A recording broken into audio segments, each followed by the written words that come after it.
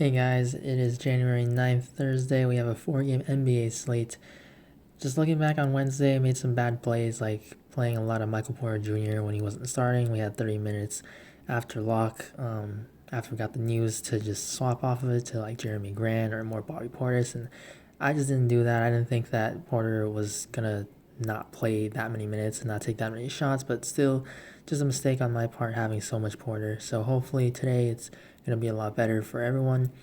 So starting off with point guard, everyone's going to talk about the revenge narrative for Al Horford against Boston and also Westbrook going back to OKC. They're definitely going to be on my radar, but it's not just like, oh, it's revenge and I want to play them. It's because of the roles that they have and also just the price tags.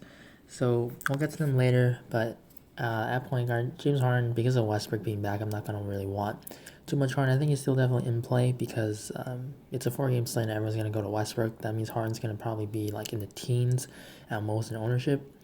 Ben Simmons, 9K, his price is up, but this is definitely where he should be, especially when Joel Embiid is out.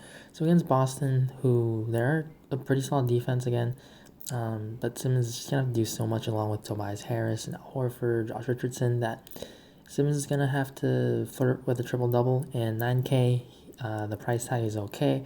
I think actually it might be nice because people might shy away from it, seeing that it starts with a 9, but Ben Simmons gives you positional flexibility, and we know he can just put up a crazy number. Next is going to be Damian Lillard, 8,900. Everyone's going to be healthy here for the Blazers, but still Damian Lillard can just put up, like 5x. He puts up 45 with ease pretty much, so he's going to be a solid cash game play. I think if you're looking for upside, Ben Simmons probably has more of that, even though it is a tougher matchup. But just because of the role, I just prefer Simmons over Lillard. But Lillard definitely can go to him, have some exposure. And then Russell Westbrook, 8,400, going to be probably one of the chalkiest plays here on the slate.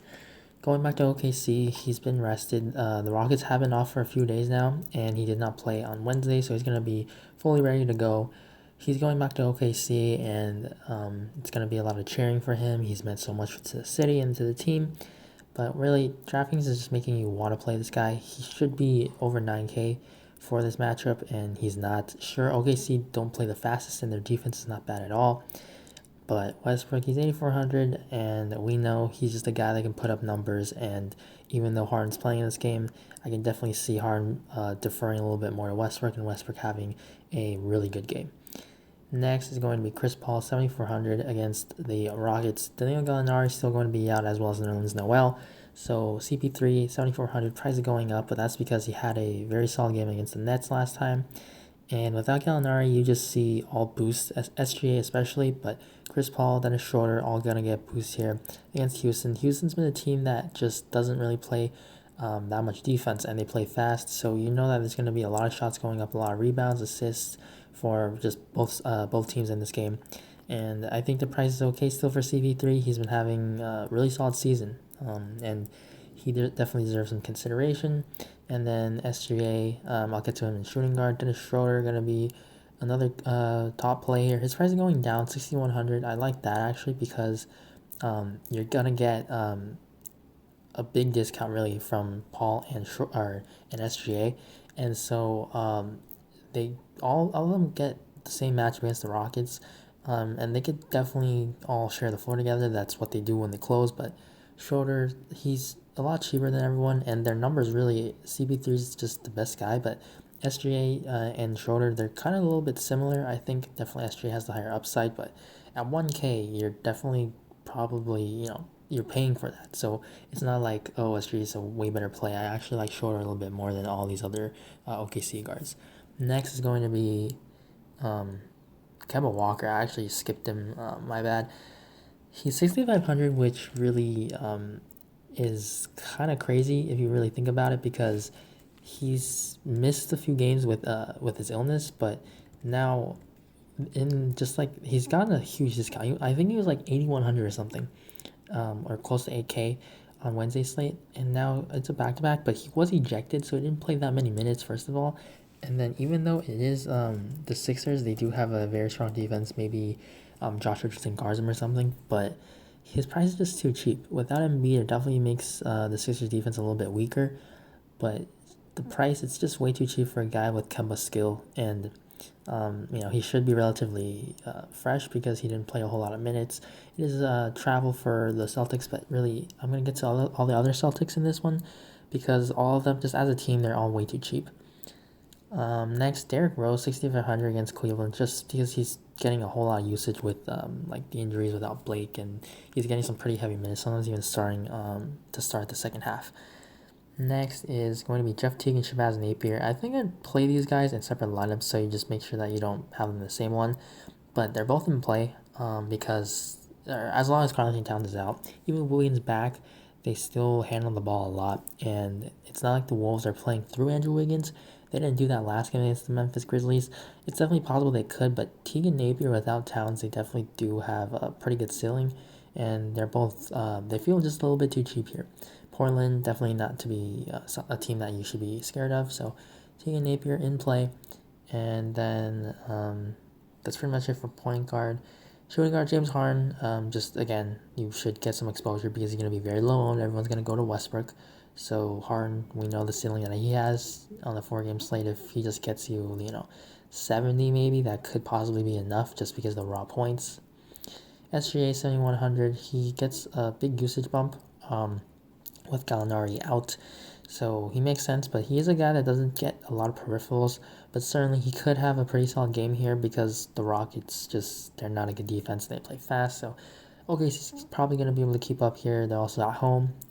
And then CJ McCollum, 6,800, kind of just the same thing with Dame, or also with these, with like the Wolves point guards, you just kind of exclude Lillard and CJ from the same lineup, but both of them got upside. CJ obviously a lot cheaper than Dame, so if you want a piece of this Portland Minnesota game, you can definitely get it with CJ. And then Jaylen Brown, 6,500, he's going down as well, obviously because Kemba's back now, but still, just the price tag, it seems a little bit too cheap for Jaylen Brown here.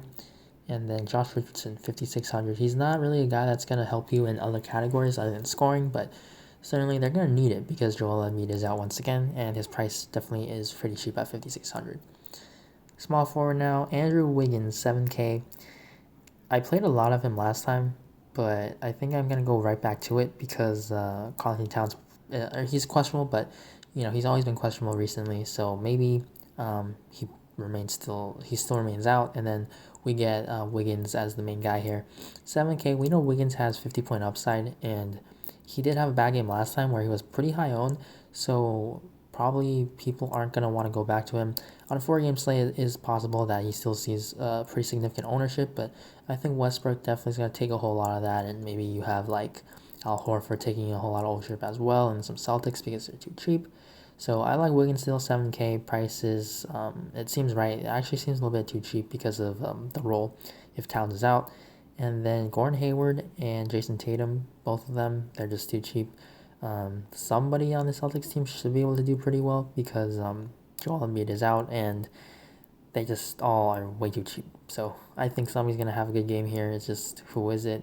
So I probably make sure that you kind of get exposure to the Celtics guys, like at least one. I don't want to say in every lineup because there's certainly other guys that can just outproduce them, like Wiggins could, Melo maybe, or like you go down to Covington. So definitely, I think a Celtic definitely can be in the tournament winning lineup because they're just all too cheap once again. And then cheaper guys, Svi Mikhailuk, 4,200. He's been shooting the ball pretty well, and he's been getting a lot of minutes because of it. So I think he's in play just as a value play because it is a pretty short slate. So he's a guy that it looks like the Pistons are going to let just run out there, and the matchup's certainly a good one. So if you need value, 4,200 makes sense. And then Kent Bazemore, if you want to go even cheaper, 3,600. Even though they have a lot of forwards on this team, he's still getting a whole lot of minutes. Last time he was ejected, that's why he only played 26. He's not a guy that's going to do a whole lot, but he's also been shooting pretty poorly. So if he shoots just a little bit better, he's definitely going to get you. He's already been getting you 5x actually. So at 3,600 against Minnesota, it definitely makes sense that you consider him as a value play. But just know that the ceiling is pretty much capped on him because all these other Blazers are healthy. And then on to power forward. The Cavs thing is kind of concerning about how these players are going to respond. But Kevin Love, he's on the trade block, as we all know, but he showed up. He apologized to the team, and he definitely wanted to be there. He wanted to just show his team that he's still here. He's gonna be able to produce. And the Cavs, they were actually up against the Pistons last game, but I was listening to the commentators. They just said that they went away from Kevin Love to close the game, and they shouldn't have. So the Cavs certainly could feed Love more the ball. Maybe he gets some more shots here. So Kevin Love, 7,700, still remains in play. He was only a rebound away from a double-double, and we know how good he is at rebounding, so it makes sense. Pistons, same matchup. Maybe they still start Sekou Doumbouya or Christian Wood. Regardless, though, Kevin Love should be able to feast against them, as long as the game stays close and the Cavs aren't discouraged by their coach's comments. Next, Tobias Harris, 7,300. It is a tough matchup, but again, they're gonna need Tobias scoring here without Embiid. So going to be probably a pretty popular play. And then Robert Covington, 5,700. He's been so consistent lately, and he's probably going to continue to start at power forward. Even if Towns is in, I still like Covington just because he's getting a very nice matchup against the Blazers, and he's probably going to be the one guarding Melo, and so Melo's going to be guarding Covington, and we all know that Melo doesn't play any defense, so Covington should be able to get some open threes here, and he's a really good defender. He rebounds the ball pretty well. And without Towns, obviously, I would expect a elevated rebounding numbers for Covington. So I like him. Seems a little bit too cheap, 5,700. Could be a little bit chalky because he's cheap. And then PJ Tucker, even though Westbrook is back, he's still cheap, 4,100. He finally got his shots this game, and 17 rebounds definitely not going to happen, especially when Westbrook's back. But you don't really need that. You certainly don't need 37.8 DraftKings points. Just another value play that you can consider. He's always playing really heavy minutes, and Gallinari is out, so they're probably still going to be starting T-Ferg at the 4 to close the game. So it's a nice matchup for PJ Tucker actually at the 4. And then Mike Scott, 4K, if he's starting. If he's not, I probably don't want any, but the Sixers could do a number of things here. They could slide everyone down, everyone up, whatever. Maybe Korkmaz gets a start. Matisse Thybulle's back for this game. Maybe he picks up a start to guard some of these Celtics. So we don't really know, but if Scott starts, I definitely want a little bit of exposure to him because he's a pretty talented offensive player. Not going to do a whole lot of anything else, but just worth a shot on a short slate. On to center, Andre Drummond, top play, 10.2K against the Cavs. Without Blake, his numbers are just insane. Definitely can see another 2020 game out of him. But his price is up, though, at 10.2K, so you can't afford to get 15 and 10 or something like that. You need a big game out of Drummond, which it certainly is the spot to do it, but I think that you could probably get a similar game out of Westbrook.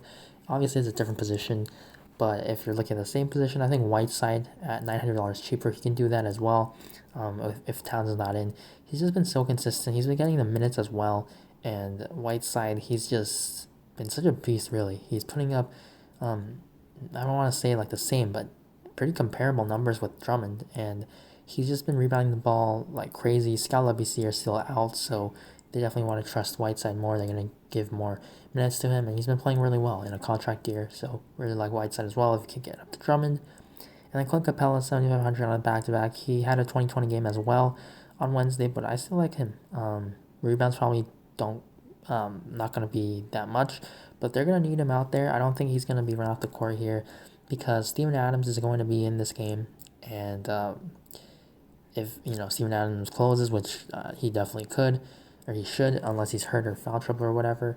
The only way I don't see him closing Capella is because Mike Muscala's in, and they can just put PJ Tucker out there at the 5. But Capella, 7,500 remains too cheap here. He's gonna probably see a down or decrease in his rebounding with Westbrook back, but he's just a guy that can get double doubles with ease, and that means that his price is too cheap here. Next, Steven Adams without Nerlens Noel, 6,900. It's a pretty solid play in my opinion, just because he is a guy that can do a little bit of everything, and his price still remains pretty affordable because of Nerlens Noel being out. Just solidifies his minutes more. And then Gorgie Zhang, 6,300. He had a pretty solid game last time against these Blazers, and definitely going to be a guy that I'm going to have some interest in. Not too much because I'm going to want more Al Horford, but if Towns is out, definitely some exposure for Gorgie Zhang.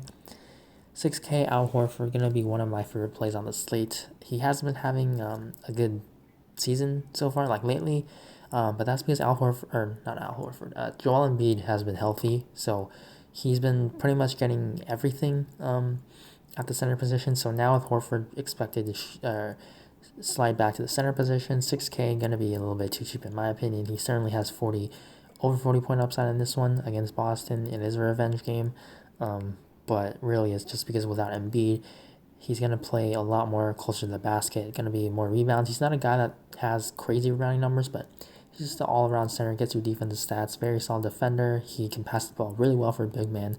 So he just can do a little bit of everything. He doesn't need to score a whole lot to get you value. So overall, on this slate, my favorite plays, I'm just going to plug in Al Horford at center, and then Russell Westbrook. Going to be chalky, but I think he's just too cheap. Dennis Schroeder probably is going to be my preferred OKC guard because of the discount. And then I'll put Robert Covington in here. And then Kemba Walker, because he is going to be the main guy on the Celtics team, and his price is just really affordable. So these 5 guys are my current favorite plays of the slate. Make sure to follow me on Twitter at Ballfuls. Link will be in the description below. Also, you can ask me any questions in the comments as always, and also you can DM me or at me on Twitter if you want to ask me anything on there, if you want it to be more private. And as always, just good luck on the slate, and make sure to follow news because things always change. Even on a 4-game slate, we have some like injuries we need to monitor, like Carlton Towns. So again, thank you guys for watching. Always appreciate you guys giving me a like and also subscribing to the channel. So please do that if you can. And I'm going to continue rolling out these NBA videos throughout the year. So thank you guys for watching, and good luck on the slate. Bye.